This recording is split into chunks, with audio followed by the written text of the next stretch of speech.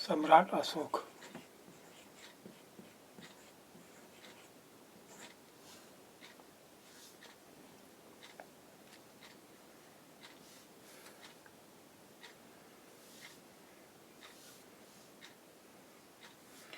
हम जिन शेरों के चित्र रुपयों पैसों पर देखते हैं उनका एक लंबा इतिहास है।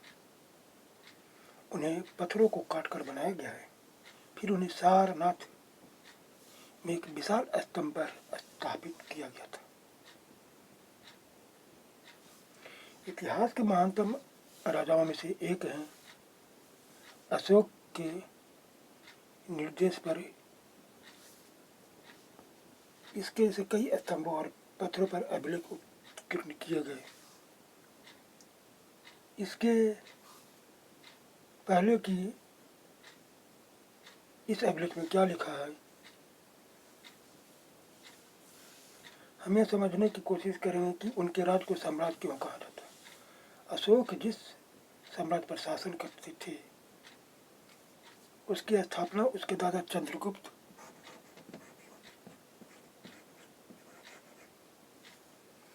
मौर्य ने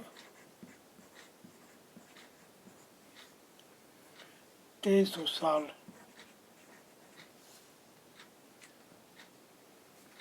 पहले की थी। चाणक्य कौटिल्य नाम के एक बुद्धिमान व्यक्ति ने चंद्रगुप्त की सहायता की थी। चाणक्य के कई विचार हमें अर्थशास्त्र नाम की किताब में मिलती है।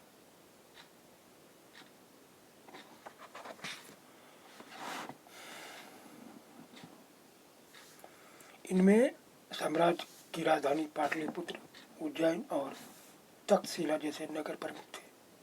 तक्षशिला उत्तर पश्चिम और मध्य एशिया के लिए आने जाने का मार्ग था।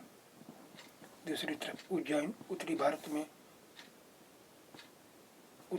से दक्षिणी भारत जाने वाली रास्ते में पड़ता था।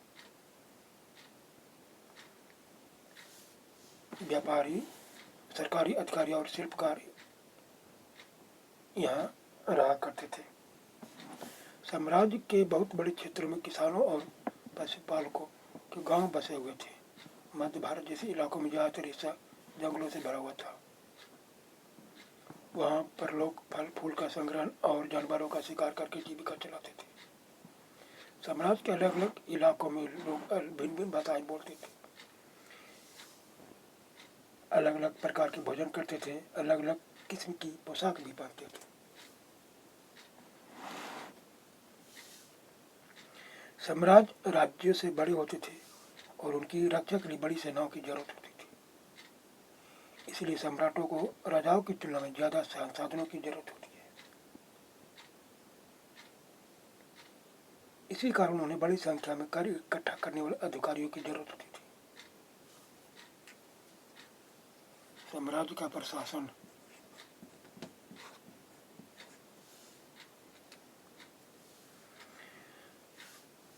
क्योंकि मौर्य साम्राज्य बहुत बड़ा था, इसीलिए अलग अलग हिस्सों पर अलग अलग ढंग से शासन किया जाता था।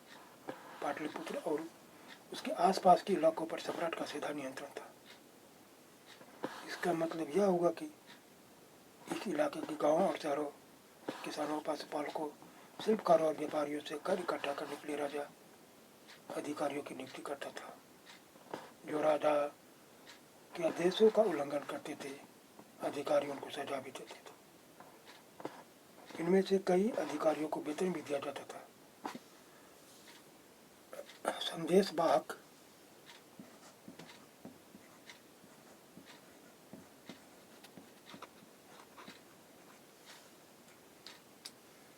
एक जगह से दूसरी जगह घूमते थे और राजा के जासूस अधिकारी के कार्यकलाप पर नजर रखते थे।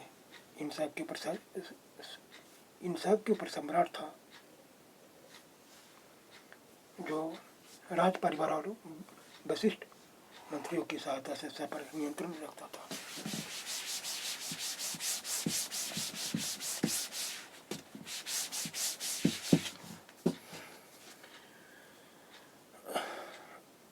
मौर्य साम्राज्य के भीतर कई छोटे छोटे क्षेत्र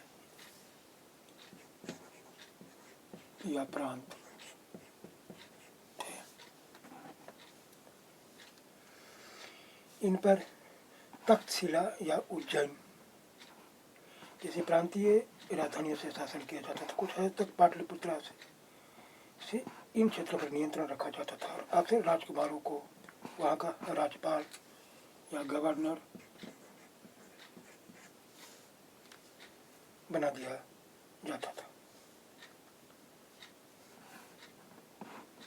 लेकिन ऐसा इन जगहों पर स्थानीय परंपराओं और नियमों को ही माना जाता था। प्रादेशिक केंद्र के बीच विस्तृत क्षेत्र थे। इन इलाकों में मौल शासक सिर्फ मार्गों और नदियों पर नियंत्रण रखने की कोशिश करते थे, जो आवागमन के लिए महत्वपूर्ण थे। यहाँ से उन्हें जो भी संसाधन कर और भेंट के रूप में मिलते थे उसे इकट्ठा कर लिया जाता था। उदाहरण के लिए शास्त्र में लिखा कि उत्तर पश्चिम कंबल के लिए और दक्षिण भारत सोने और कीमती पत्थरों के लिए प्रसिद्ध